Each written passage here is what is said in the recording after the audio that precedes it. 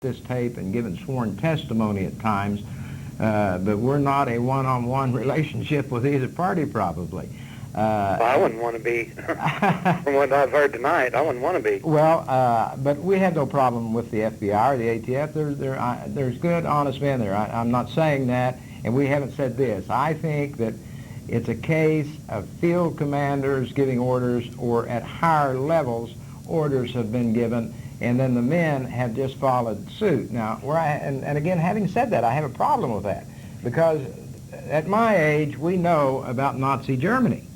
And we know that those Nazis said, well, I was just doing my job, and that was the orders they gave me. Well, you know, if somebody tells you to do something like this, and again, these fellows, some of the agents in the field, I know, are not aware of what that CS gas was capable of doing. But it is recognized today, and go ahead. Well, when you said that just now, it brought back memories of, I mean, it's like, I used to get in trouble with my mom and dad, and it's like, you know, it'd be something my friends told me to do, and it's like they'd ask me, well, if your friends told you to jump off a bridge, would you do it? You know, it's basically the same principle, if you ask me. Well, I agree, and that has been the defense of some of these agents when this was going on before Congress in 1995. We were there, and again, we were asked to bring this before Congress, and certainly I will say that our senator here, Senator Don Nichols, helped us. We worked out of his office while we were dealing with Congress at that time, and Ernest helped with this. And they didn't help prepare it or anything like that, but they made offices available to us, put us in the right direction, and done all they could do to see that the proper things were done. And we didn't go to Washington as a political, to turn this thing political in any way. That wasn't the intent, and not the intent tonight. And I don't want anyone to misconstrue that. To me, it was just that we had over 20 little children that we knew were innocent down there, and we already had a fence around this place that with armed guards around it. And, you know, 51 days they sat there, let them set another 51. And this has been told to me all over the United States many, many times. And someone has to take the responsibility. And considering the fact of this one report alone, if we were to use this report, I guarantee you, in K County court against some individual, he'd be in the penitentiary today. Oh, yeah. The FBI had this same information. They knew all of this well before I did, because I had to hire a chemist to determine this. But they had two chemists on the scene. One of them was a kinetic chemist, and his name is mentioned in our report also. And so they knew what could happen, what would happen, what they may have made happen. We do have the pyrotechnic devices that are within the city limits of Ponca City. No, I won't say that. They're within K County, locked up, so that the chain of evidence that we have from a certified police, they've been this way for 5 years. All of this evidence we have, and there's about 500 pounds of it. And the chain to that evidence has been within a sworn police officer's hands under lock and key for 5 years, and I suspect that we'll have to give that up, and certainly we will give it up to Congress if they ask for it. Eventually. Yeah, eventually. What is the, like, you bring this up tonight, do you have an ultimate goal that you expect this to, well, for lack of a better word, come out with? I mean... I bring this up tonight, that's an excellent question. I really don't have any idea why I bring it up tonight, other than it's been it's been 6 years now, and it's in the news on and off every 2 or 3 weeks about pyrotechnic devices being used down there. They're going to start hearings again, and I guess my idea is that, you know, we went through all this in 95. Is there any need to go through it again? Are they going to do anything different, or are we going to prosecute some people down there that did wrong?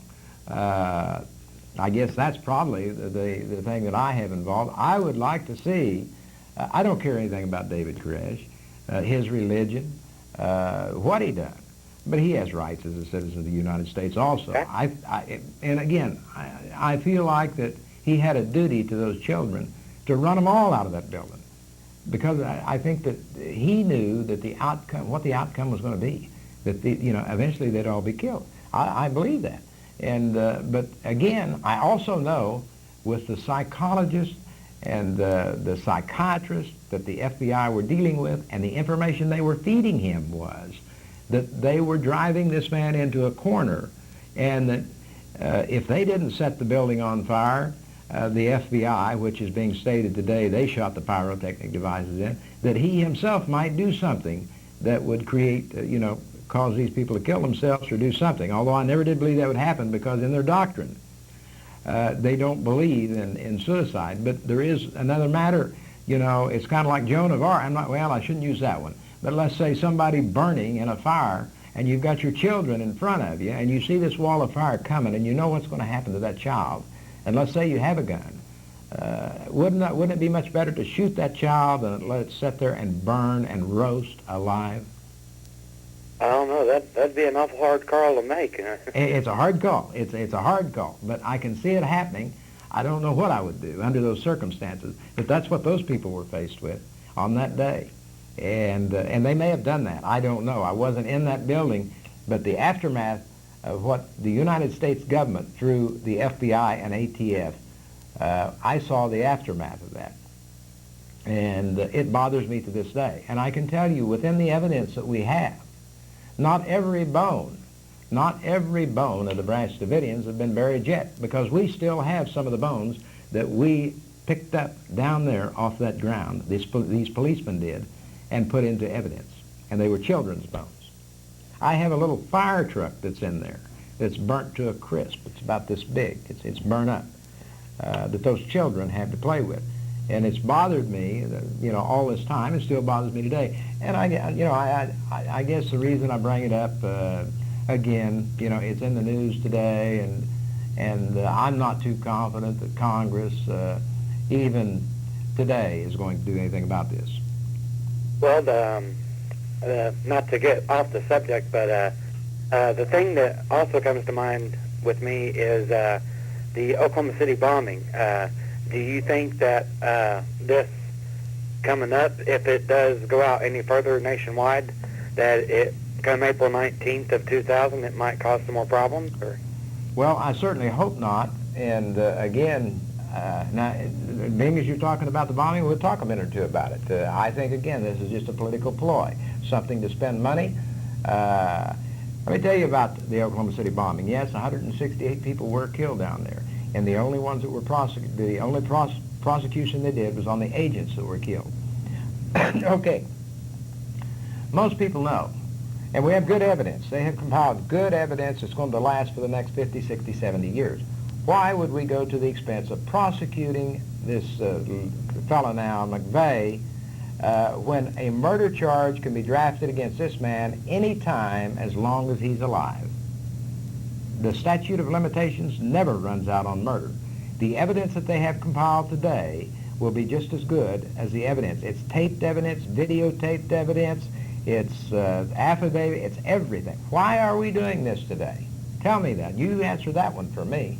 Well, all I can say is I don't think it should just be set upon one man, because as far as I'm concerned, I don't think Timothy McVeigh was alone in the scheme of the Oklahoma City bombing, just as I don't think that it was one person in the Waco incident, that, it was the majority of people. And, I don't think you can prosecute one without prosecuting the others. Well, I agree, and I certainly believe there is more.